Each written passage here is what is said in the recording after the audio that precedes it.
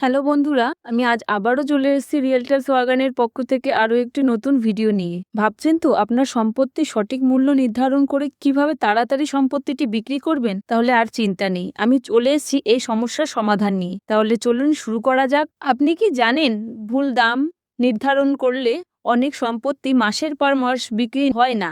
আজকের ভিডিওতে জানবেন কিভাবে সঠিক দাম নির্ধারণ করে দ্রুত ক্রেতা পাওয়া যায়। কেন সঠিক মূল্য নির্ধারণ জরুরি? বেশি দাম রাখলে ক্রেতা আগ্রহ হারায়, তার পাশাপাশি আবার কম দাম রাখলে আর্থিক ক্ষতিও হতে থাকে।